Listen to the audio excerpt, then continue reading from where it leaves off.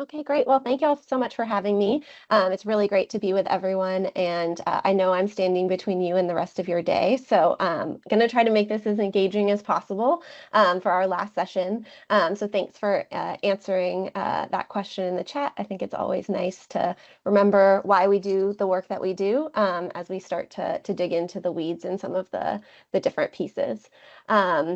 My name is Tracy Weinstein. I am the Vice President of Growth and Impact at Deans for Impact. And for those of you that don't know Deans for Impact or DFI, we are a national education nonprofit working to ensure every child has a well-prepared teacher. We do this in many ways. We work across sort of 3 different levels of the systems, but one of the primary ways we do this work and the work that I support is by providing direct support to teacher educators who are working to improve the quality of their coursework and clinical experiences. Our work is really grounded in the science of learning broadly with a focus on literacy, math, and the use of HQIM. And so I always get excited when I have the opportunity to speak to a room of teacher educators who are really dedicated to ensuring that they're preparing the next generation of teachers effectively. And so I really appreciate the opportunity to be here with you today. And for those of you that I've worked with in the past, it's good to see you, or your names at least. And for those of you that have worked with my colleagues, I hope to not disappoint them in this space. So thanks so much for having me here. We have at Deans for Impact worked with over 250 EPPs nationally, and our team has had the privilege of supporting a number of EPPs across the state of Tennessee, specifically in the areas of literacy and the use of HQIM. And so I put up, for those of you who I've seen before, these are some of the programs that we've worked with or that my colleagues have worked with, and it's really great to have y'all here, and I'm excited to lift up a lot of the learnings that we've had in partnership with your EPPs. And really today, I'm hoping to kind of share some of the learnings that we've had, share some tips as you think about integrating and strengthening how you've integrated intellectual preparation into the learning and practice opportunities that you have already for teachers, and also to create space for you all to share what you've learned and some of the progress that you've made, because I know there's been a lot of efforts within each of your EPPs to move this work forward. And I think some of our best learning comes from opportunities like this to be together and kind of hear new ideas or new ways that people are refining that work. Today, you all have had the opportunity already to really dig into the details of intellectual preparation. We heard in the first session some of the learnings from the K-12 literacy networks and a review of a lot of the state resources that are available. In session 2, thinking a lot about scaffolds to support all learners when engaging in lesson preparation. And then in just our last session, the role of student work analysis protocols as part of intellectual preparation. And so today I really wanted to close with an opportunity for you all to kind of take a step back and think about how you might apply this rich learning that you've had across these different sessions to the work you all do each day in the preparation of teachers. So in thinking about the courses you teach, the assignments that you give, or the clinical experiences you support. So over the next hour, we're going to first just kind of anchor in the value of preparing teachers with the knowledge and skills to intellectually prepare for and enact learning experiences using HQIM, so just regrounding in that why. We'll have an opportunity to discuss key considerations for integrating learning and practice opportunities for intellectual preparation into coursework and clinical experiences. And then we'll take a look at some of the practical tools and resources that you might use to scaffold these learning and practice opportunities and really brainstorm opportunities to kind of apply those in your context. So you'll have some time in breakouts to really think about everything you've heard today, some of the things you pick up over the next hour, and how you might think about integrating those into the work that you're already doing. So we all know intellectual preparation is not the same as traditional unit or lesson planning that our teachers have engaged in for many, many years, and that many of us have engaged in our careers. So, we no longer need teachers to be spending hours designing their own instructional materials or creating wholly new sets of materials from scratch. But it's really important, and as you all know, that teachers really need to understand how to effectively internalize lessons and units and understand why doing so matters for student learning, so that they're positioned to apply their instructional expertise to bring high quality instructional materials to life in ways that ensure rigorous grade level learning for all students in their classrooms. And so I know that that's a point that's been hammered home in many of the sessions today, but I think one of the things that we think a lot about is helping candidates understand that why, so that they can then apply sort of the mental models you give and the tools you give them to their work flexibly as they enter classrooms. So you've learned a lot already today, and many of you are deeply familiar with intellectual preparation or internalization as the steps teachers take to intellectually prepare prior to teaching a unit or a lesson. So things like analyzing the ways different components of the lesson support the learning goal and doing the work of students, thinking about those misconceptions in advance and planning for those. And we know that intellectual preparation matters because even if we have great materials, sometimes we can teach them in ways that don't align with the standards. And we really want to prepare our aspiring teachers to be making the best possible choices about how they use those materials to support all students in meeting grade level standards. So internalizing HQIM, we like to think about it as really an opportunity to develop content and pedagogical content knowledge to ensure that our aspiring teachers are actually reaching the depth specified by the standards. And so often when we're talking about supporting aspiring teachers with intellectual preparation for the first time, we like to remind them that going through this process can also help them identify areas where they might need to strengthen their content knowledge. They might need to think a little bit more deeply about some of the strategies they're using. And this process prepares them to do that before they get in front of kids to deliver those lessons effectively. And ensure that across the board, they have opportunities for all learners to be doing the rigorous work that we want them to be doing in the classroom. One of the things that I always like to say too is that we also know that HQIM are not just scripted lessons, right? And it's imperative that our aspiring teachers understand this. I've heard from teacher candidates on site visits we've done, and also from teacher educators that they often hear from candidates that they don't think that it's important to engage in this rigorous preparation because they're going to be given a script and their job is to read that script.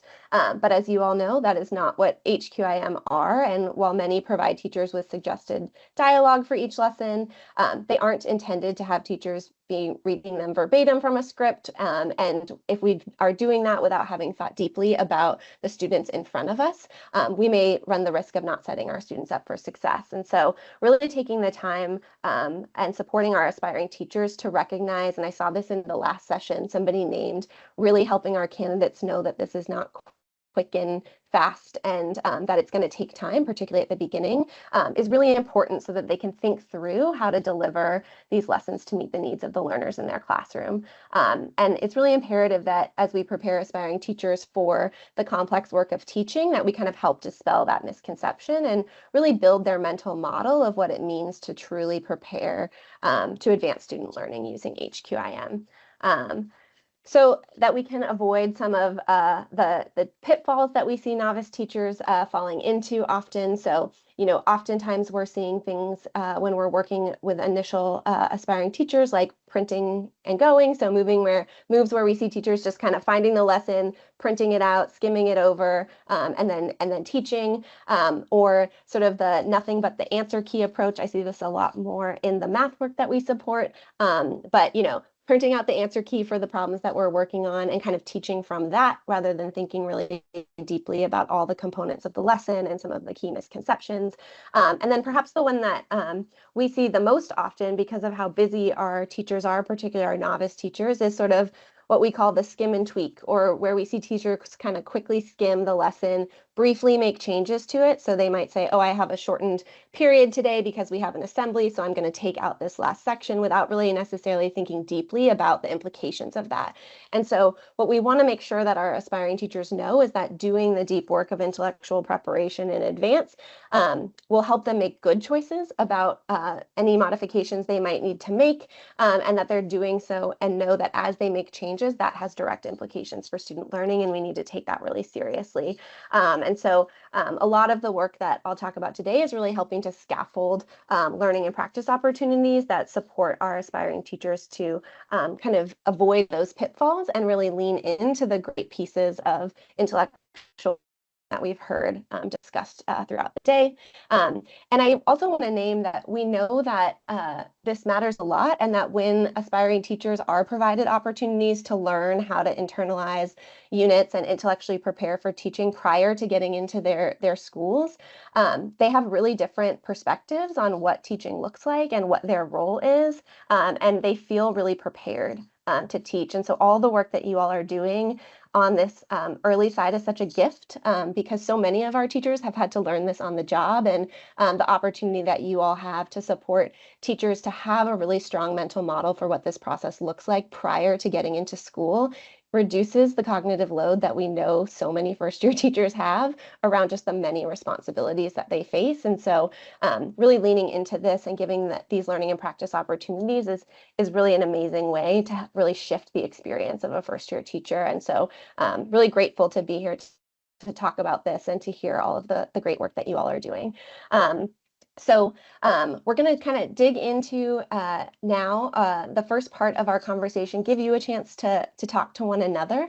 So I'm going to have you in just a second go into breakout rooms really to get us into this conversation today around what these learning and practice opportunities can look like. And so want to start with this opportunity to really just lift up the expertise that's here today among your colleagues, and hear about how you all are currently supporting the aspiring teachers that you prepare to build the knowledge and skills they need to engage in effective intellectual preparation. So there's 2 questions here on the screen that you're going to have an opportunity in breakouts of about 3 or 4 people just to discuss what are the learning and practice opportunities that your candidates in your programs currently have with respect to intellectual preparation, and what's really working well about those, and what are some of the tension points that you're facing or that you're trying to think through as you think about that kind of continuous improvement of how you're supporting these efforts. So when Lori's ready, we're going to try to move you into breakouts, and be patient with us because I can't do the breakouts, and Lori is doing me a big favor by doing those. So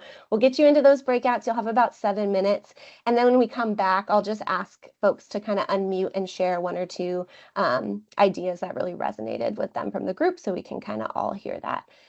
Okay, great.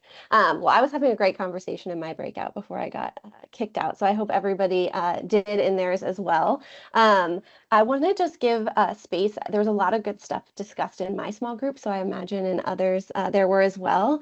If 1 or 2 people just want to kind of come off mute and kind of share out something they shared or that resonated from them as it relates to 1 or 2 of these questions, would love to have that lifted up for others to hear.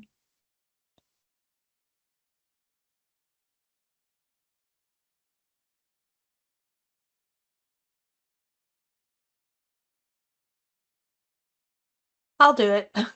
Great. Thanks, Rachel. Yeah, and if anybody's been in any meetings with me, I'm sure you've already heard how we kind of do this. But I'm from Belmont, and we have been working with the coordinator for elementary literacy with Metro Nashville Public Schools, and we are working with her, and she comes in and does like 3 trainings in the fall, and I mean in literacy 1, and then 3 trainings in like essentially our literacy 2 class. And she uses a lot of the same materials and trainings that she does with new teachers in the district. So that's been really great. And we were talking about, we've had to streamline it because we were like, oh, we're going to do all these things. And then, oh, we can't get it all done, or we overwhelm them. But we are like, start out with, what are the characteristics of HQIM? What is it? And then we move into, in literacy 1, we focus on K2 and foundational skills. So we use the Tennessee foundational skills as our HQIM. And then we look at it, we talk about annotating lessons, and we learn how to annotate the lessons, and we relate it back to Scarborough's rope. And then they take a foundational lesson, put it into our Belmont template, and then add in the things that personalize it and individualize it for where their current placement is. And then in the spring, we follow that same process, but we use knowledge building curriculum and we use Wit and Wisdom because that's what all of our surrounding counties use as well. And then we go a little bit deeper into that intellectual preparation and internalization in the spring, just because they've kind of got more knowledge under their belt. But attention is that there are so many checklists and protocols, and it changes and whatever. And we're just trying to find the ones that, not that they're not good, but find the ones that are the most appropriate for these aspiring teachers so that they feel like they can kind of grapple with it a little bit better. So that is, I guess, what I said. That's super helpful, Rachel. It's really helpful to hear you talk about the use of real HQIM, and that it's multiple opportunities to practice with different ones so that you give a lot of exposure. And I think one of the things I heard you name is there's so many different protocols, there's so many different HQIM that they might encounter, but how are we thinking about like building the mental model for what this process looks like so that it becomes part of how they expect their work to look, even if there's some slight changes in the nuance there. So I think it's really helpful to hear that. Does anybody else want to share some of the things that they're doing before we move into our next set of slides? Can I share? I actually want to share what Justin said in our breakout group. He was talking about how they continually look at their HQIMs and the lessons and the not scripting, but through the lens of the team rubric, and how they're constantly looking at those two things side by side, which I think if we are putting in good instruction and we're using those HQIMs and we're teaching those good lessons, then it does line up so well with that team rubric, and we're teaching our EPPs that, then I think that was a great way, and I've dug into that a little bit, but it just encouraged me to really want to get into that a whole lot more with my students. Great. Yeah, I think the more we can align it right to the expectations of our partners and the work that they're doing, the easier that transition is for candidates, right? And it really will feel like an extension of their work. Like, I am prepared for this because I know what this looks like. I know what I'm expected to do. And that just makes, the stress of being a novice teacher that's just going to come naturally from being new at something so much more easy to manage. So appreciate you lifting that up. And thanks, Justin, for sharing in your group about that. Well, I'm going to move us now into just a couple considerations that we like to kind of think about as we're supporting programs to think about ways to integrate learning and practice across a sequence of coursework or clinical experiences for candidates. So we've heard a number of excellent ways that many of you are already supporting this work in your programs. And I kind of just want to build on that to really get clear on some of the things that are important to be thinking about as you work to expand those opportunities, create more of them, and make them sort of a manageable and really integrated part of your program. So just like anything else, aspiring teachers need really appropriately scaffolded opportunities to learn about and practice the process of intellectual preparation. That includes explicit guidance on why it matters for student learning. They have to know how to do the thing across grade levels and content areas, particularly if they're teaching in the elementary grades, and why doing this matters so that it becomes part of their practice, right? So to that end, we've really seen EPPs find success when they think about how to ensure aspiring teachers across their trajectory in a program have opportunities to engage in intentionally sequenced opportunities to learn about intellectual preparation. So Rachel said, we start with what are HQIM, why do they matter, what do they look like, what do they feel like, get them opportunities to think about that. And not just one course or one session where it's introduced, right? So candidates need to hear this across multiple courses and content areas for it to really sink in as a part of the work that they should be doing across their teaching. So sometimes we see, we talk about this in our literacy sequence, but we don't talk about this in our math. And so for a novice teacher or a candidate, they have a little bit of a disconnect. Is this only a literacy thing? Is this only a math thing? Should we be thinking about this across all of our teaching? So really thinking about how you integrate across those different opportunities. Also providing really frequent opportunities to analyze examples and non-examples of what good intellectual preparation looks like, so that they can get really clear about criteria that they can use to assess to go through their intellectual preparation process. And so we often find that showing, and lots of folks show examples, here's what intellectual intellectual preparation looks like.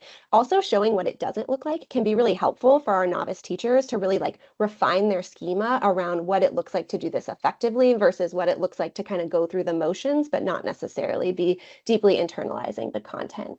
And so thinking about how you integrate those opportunities, kind of unpack the examples and the non-examples can be really, really helpful. And doing that with multiple examples. We often find that there's limited time in coursework and clinical experiences. So thinking really thoughtfully about how you're prioritizing, their examples being around content that's like the major work of the grade, for example, so that they're really digging into opportunities that are going to be super high leverage for them as they get into classes, into their own classrooms can be really powerful.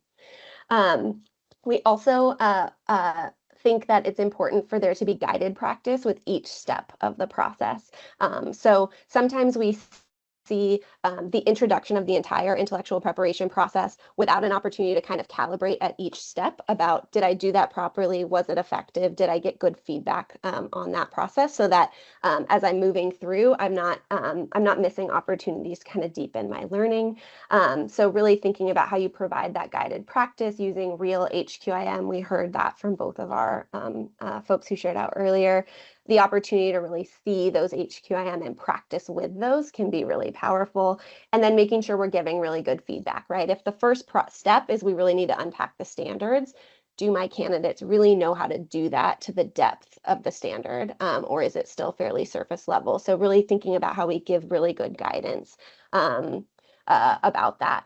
And then frequent opportunities to practice with feedback that increase in complexity over time. So for some of our folks who are leading programs, I know in my breakout that we were with someone in a job embedded program. And so those opportunities to practice are very frequent because they are happening as they're teaching, right? But how are we making sure that they're getting good feedback about that preparation process before they get into classrooms? And then for folks on the pre-service side, thinking about how those opportunities kind of increase in complexity over time. I think, Rachel, you named they have some early experiences with this in early parts of their coursework. And as they get closer to that more culminating experience, those practice opportunities are evolving. And so really thinking about that. And so this really requires an intentional focus on sort of the sequence of candidate learning over time and clarity on like the knowledge and skills that you want to be building and how those work together over the course of a candidate's experience, so that each of those learning opportunities is really deepening rather than duplicating learning that they may have already done. And so thinking about this across a sequence, something Rachel mentioned in her literacy sequence, right? They've thought about it across the sequence, can be really helpful for kind of deepening those opportunities and supporting candidates to build that work effectively. And then, I also like to name, I like pitfalls because I think it's helpful to think in terms of what we maybe are doing our best intentions, but want to try to avoid. And so in our work with programs, we've seen a lot of efforts to integrate HQIM and learning and practice on the internalization side specifically. But oftentimes we aren't seeing enough scaffolding, right? So maybe we are offering this opportunity to learn about it once, but we haven't really worked through that guided practice model, really giving explicit instruction about what it looks like to do it effectively, and then giving practice with feedback. So thinking about making sure that you're scaffolding sufficiently over the course of a candidate's experience. I think one of the things that was kind of implicit in what Rachel shared earlier was, early in a program, candidates' mental model for what it looks like to teach is very different than what it looks like later in a program when they've had more opportunities to look at HQIM, to look at and see teaching in action, and to actually engage in that work. And so thinking about how we're scaffolding across that continuum of learning can be really helpful, because it's often that we need to scaffold very heavily at the beginning, right? And then we can kind of release. And so really thinking about that in alignment with how your courses look can be really helpful.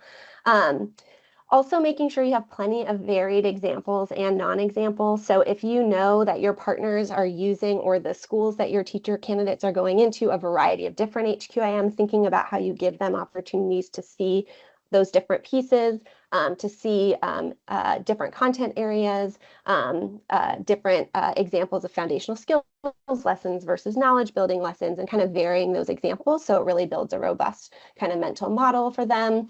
That we're making sure practice is frequent and it comes with high quality feedback. And I think that's something that can always be challenging, because we want to make sure that we're giving candidates a lot of feedback on how they're preparing for those lessons, or how they're going through that intellectual preparation process, and building that in. And then making sure that we're sending a very clear message that's consistent across courses. So sometimes we see this great work that's happening in this one course around using HQIM, but then that same semester candidates are taking another course where the message that they're getting is, we plan lessons from scratch, or we use this other protocol that's different from the one that you've used here, without opportunities to connect those two. And so really thinking about, as a not putting the burden of ciphering through those mixed messages on us as the teacher educators, and not on the candidates to know clearly what the expectations are of them, can be really helpful. So making sure that that messaging is really consistent across courses and content areas and clinical experiences. And it gets, as you all know, a host of complexities when they're in schools as well, but really helping to try to manage the consistency of those messages about what we want them to see. So I'm curious to just lift up from this group, and folks can unmute or use the chat. I know many of you have been doing this work for a while. I'm sure as you started, you ran into your own pitfalls or tension points. But as other folks in the room are thinking about this work, I'm curious, are there other pitfalls you've seen or experienced as you've taken on this work that you want to lift up for others to kind of put a flag in the ground and say, be thinking about this, or try to avoid this, because it would have saved us a lot of time and grief in our own work. So feel free to unmute or use the chat to kind of lift those up. Things that you want your colleagues thinking about, or that would have been helpful for you to be thinking about as you took this work on. I'll talk about a pitfall. Yeah. We do use the intellectual prep, and I do want to think more about how across, the classes and across the instructors, they're getting the same message. Mm-hmm. But one of the pitfalls we found is part of using intellectual prep to determine next steps and to know where your areas of strength and weakness is requires you to know how that was taught. And if you're in a classroom at the college and you're just looking at, here's the lesson, here's the student work, you're missing that piece of what was in the actual lesson, what was prioritized. I know what was said in the lesson, but what actually happened in the lesson. And so that's just something to be aware of, that there's a danger that students will get this artificial understanding of that student work's going to give me everything, and you're missing a very valuable piece there. Yeah, I think it's a really good point, Beth. One of the things that we think about is, if practice doesn't include enactment, we're missing an opportunity, right? Because if I'm just preparing them to prepare, but we don't actually have them go through the work of then enacting the thing they've prepared for, they don't get the opportunity to have that feedback cycle, and you don't get the opportunity to provide that feedback. And so I think getting to that enactment piece, particularly as it doesn't necessarily have to be a whole lesson right at the start, right? How do we support them to do a piece of the lesson in class as a rehearsal or video, and then we give feedback on that, can be really important. And we won't talk about this today, but some of the work that we do really focuses on how to integrate those enactment pieces, because they are super important as a feedback loop for candidates. And also in my first breakout, Alexis, I'm going to call you out, so thank you for your thoughtful response in that, named that, it's important for them to kind of have to prepare and think about what this is going to feel like, and where did their preparation kind of go off, or where did they not anticipate the misconceptions, because it's hard for novices to anticipate the misconceptions for this lesson that they've never taught. And so another thing that we like to think about is, how are we as the teacher educators providing scaffolds for them? If we're going to have them intellectually preparing around a lesson on phonemes, what's the like background knowledge that we need to make sure our candidates have, and what are some of the things that we might want to help them understand about student thinking that they can use to kind of anticipate those misconceptions. And so I've seen some really wonderful creation of anchor charts or misconceptions documents that teacher educators have prepared to sort of say, here's what kind of often goes wrong when we teach this kind of lesson. And you want to be preparing for that with students. How do we address those misconceptions, and kind of building that into the process can really enrich that student work analysis piece, because it gives candidates a little bit more to build off of when they might not have that background knowledge from having taught it themselves. So I think that's a really, really good flag. So thanks for lifting that up.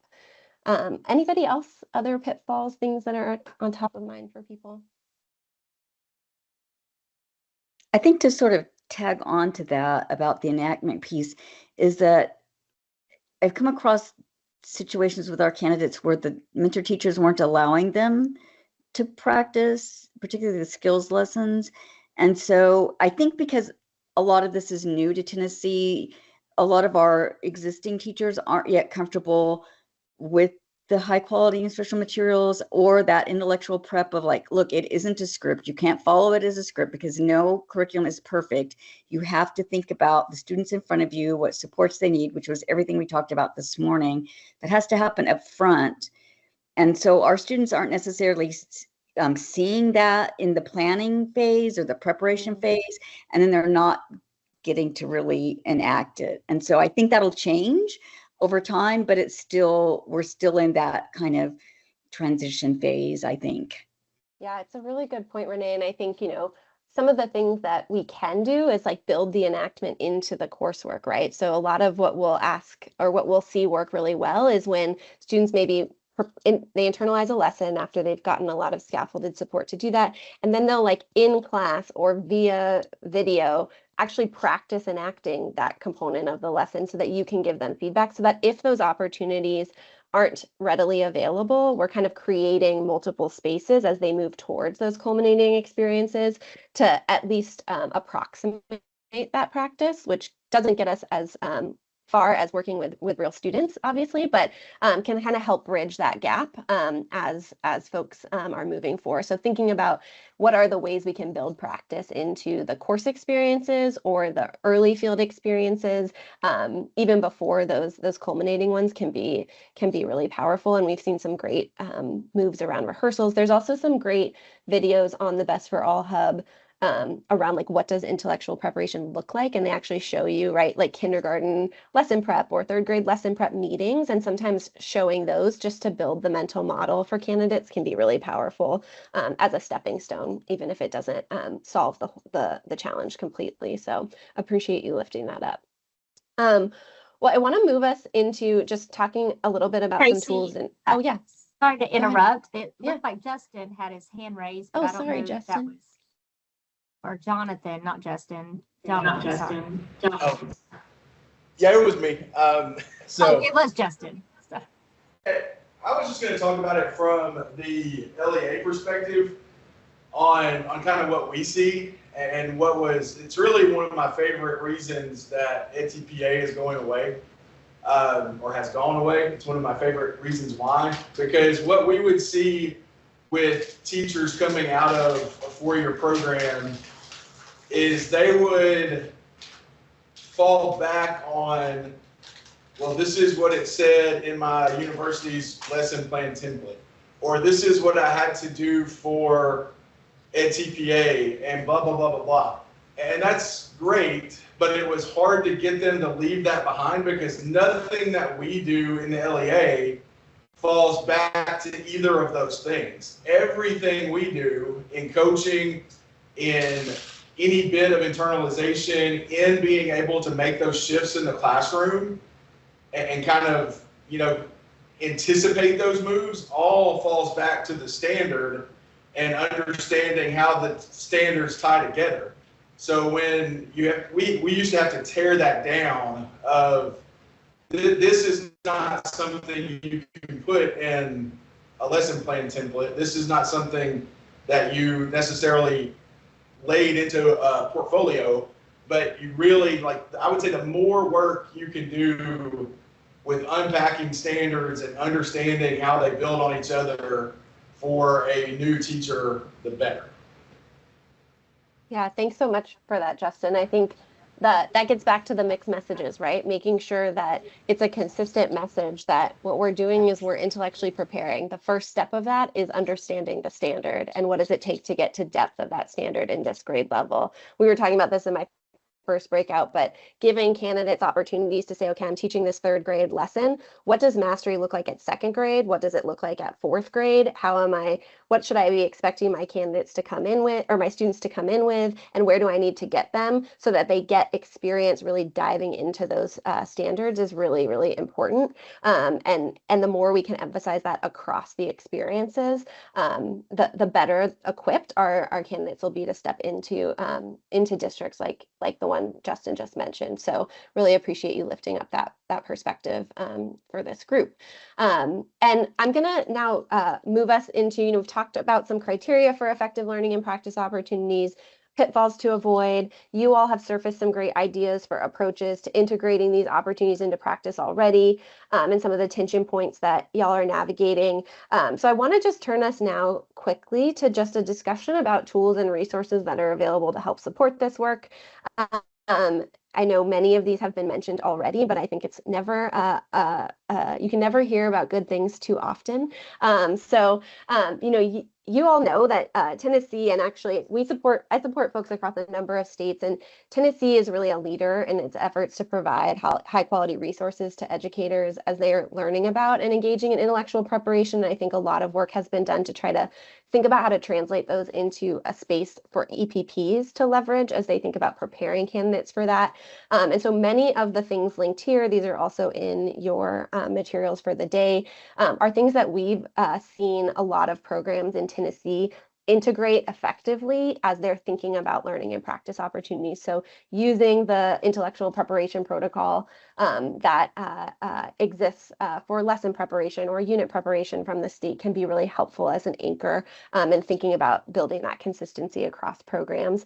And a lot of the work analysis protocols that you worked with earlier, they're amazing for getting candidates also into student thinking, and they have so many benefits even just beyond the work of intellectual preparation. And so thinking about how you might leverage some of those tools as you build out your practice opportunities can be really helpful, and we've seen folks have a lot of success with that. There's also resources, from other organizations that I think can be really valuable depending on the HQIM that y'all are leveraging. At Deans for Impact, we've also developed a series of instructional modules on using HQIM in the literacy classroom that we developed initially in partnership with Tennessee EPP, some of whom are on this call and may have contributed to early phases of them. So thank you.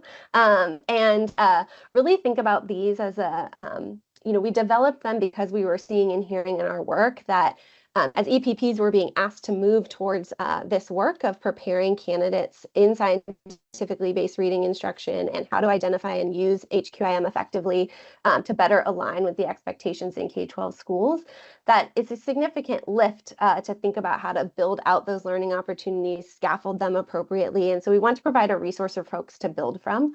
And so we really tried to develop these with an eye towards some of those practice challenges that you mentioned, Renee, and thinking about how we integrate those much earlier in a candidate's experience. And so created these materials to kind of support faculty and those supporting novice teachers to kind of lighten the load of that shift.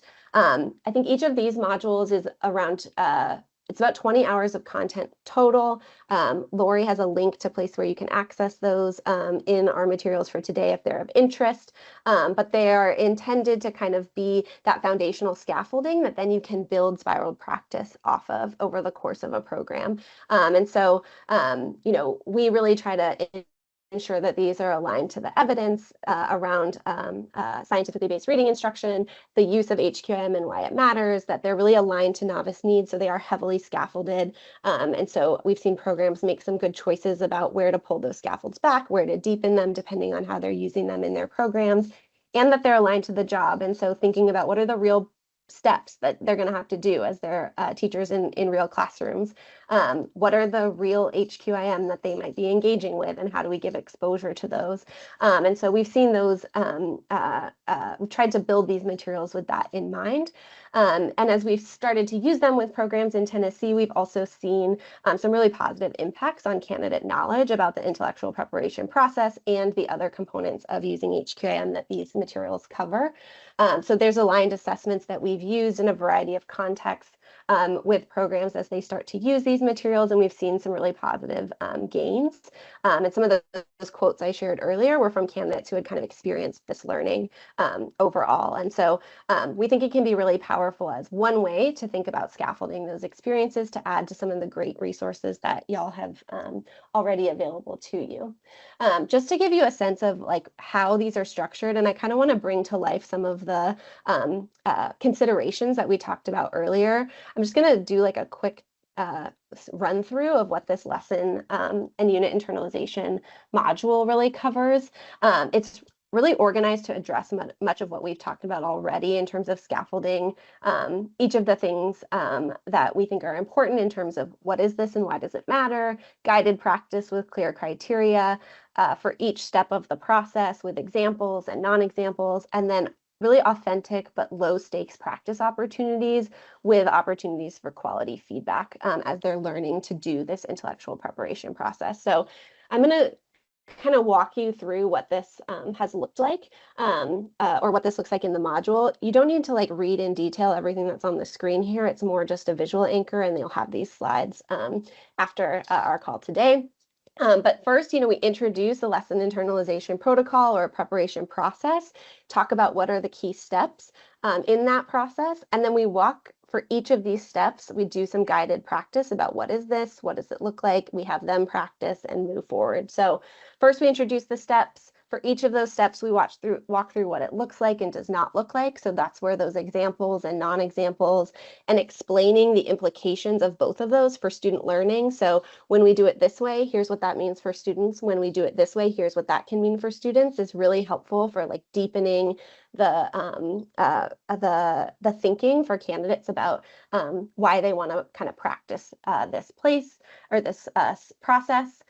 Then we essentially do a think aloud. These are asynchronous materials, but we kind of walk step by step through what does that step look like. So starting with annotation, what does it look like to annotate the text you're reading as part of that first step? In this case of a literacy lesson, they were reading a core text. So we have candidates kind of walk through what does it look like to annotate effectively? Why is that important? We talk about that in the materials to really build that mental model and motivation for the work. And then we have them practice it independently in the context of the module. So you've now seen what this looks like. Now let's look at a different excerpt. You do the annotation, and then we show them exemplar responses. In this case, I just kind of pulled some of these into a slide, but they get to see kind of a check for understanding, and it also is a good opportunity for you as the teacher educator to be able to provide feedback on what was good about those annotations and where do we have room for improvement. And we kind of repeat that for each step as they work through a real lesson and set of materials from an aligned HQIM. In this case, I think this was an EL lesson that they explored more fully in previous modules that kind of scaffold them into internalization. And then to the point that I think Beth raised, in subsequent modules, then they learn how to think about preparing to effectively elicit and respond to student thinking, and then enact that and get feedback on that enactment. And so kind of scaffolds that process for them so that they have practice with each step of internalization, and they have opportunities to kind of see different HQIM as they're moving through that work. So those are the like resources that you might have linked there. They're just one way to think about how to build this initial foundation and kind of build off and spiral that. But wanted to make sure that I talked through those so you know what you are looking at.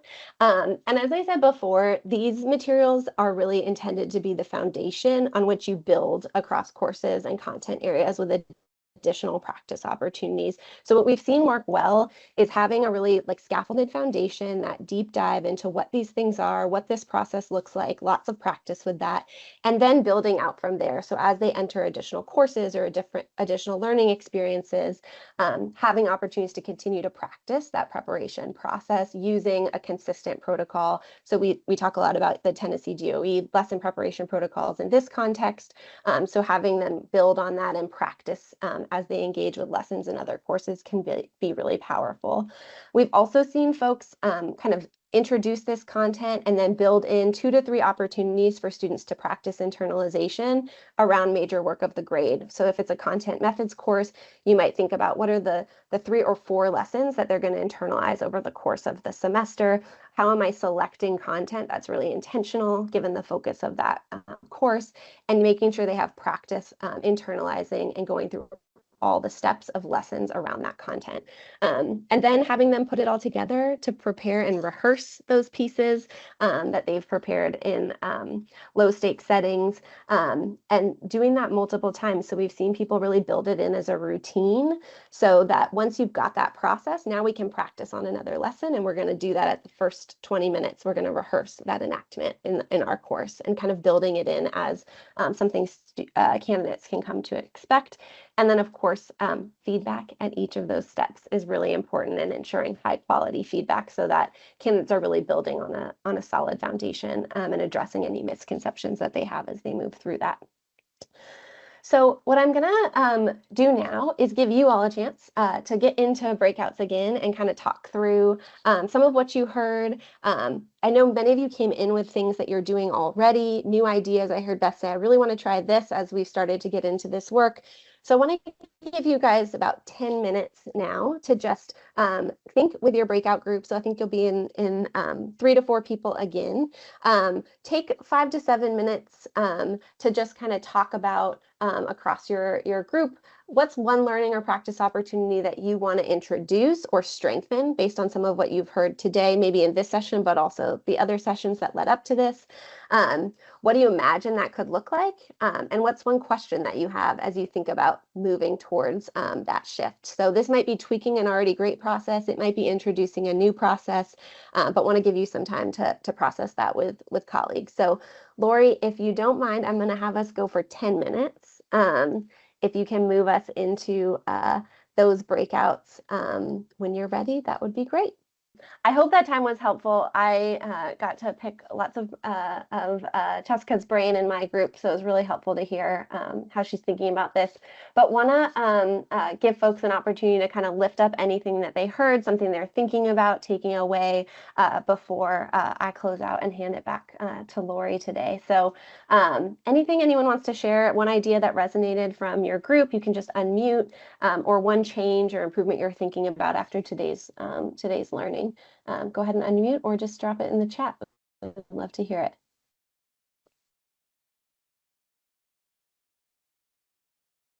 Okay, I'll share. Sorry. Thanks, Rachel. One of the things that I'm looking forward to about the HQIM modules is that we introduce HQIM in the very first course that everyone takes. And I feel like that will be a good place to maybe use the HQIM information that we previously had on the EPP resources for that, because it's got a secondary and an elementary and it's literacy and math, maybe using that as more of like a foundation in that very first class, and then using some of this for the actual literacy class where maybe it is a little more targeted, because it is like a year and a half maybe in between. We talk about it throughout and they use it in their coursework, but I can't wait to kind of dig into these and see if this might be a better way we can step it up now that they should have had some experience with it.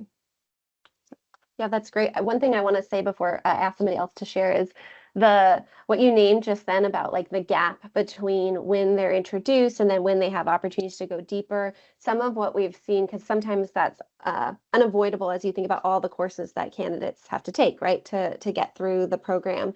But thinking about some of the like what are like the anchor charts or tools you can pull back out and reintroduce without having to go through the whole thing again, as a way to kind of like prime, remember you learned about these things, here are the tools, like let's explore those before we then get right into the next kind of deeper work, can be really powerful. We've seen that work well. So check out those like anchor charts and some of the protocols that are embedded as a way to kind of think about that. Our seminar class that they have each year, freshman, sophomore, junior, no, it's sophomore, junior, senior, they are using those materials, and it's kind of looking at it and looking at lesson preparation specifically through that. And that has been a nice way to keep it fresh. And she's not having, and it's the same person who teaches every one of those.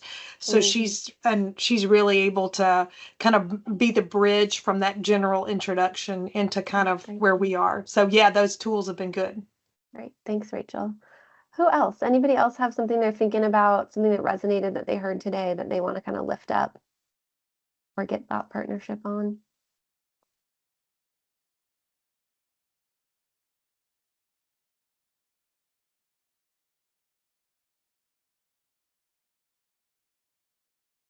Okay.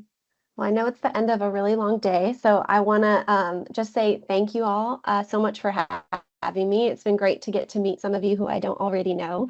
The resources that I shared today are in the convening links that Lori and colleagues have shared earlier. My contact information is also here, so if you go back into the slides, you can see those. If you have any questions or anything I can be helpful on as you guys are engaging in this work, please reach out, and I'll pass it back over to Lori, I think, to close this out for the day.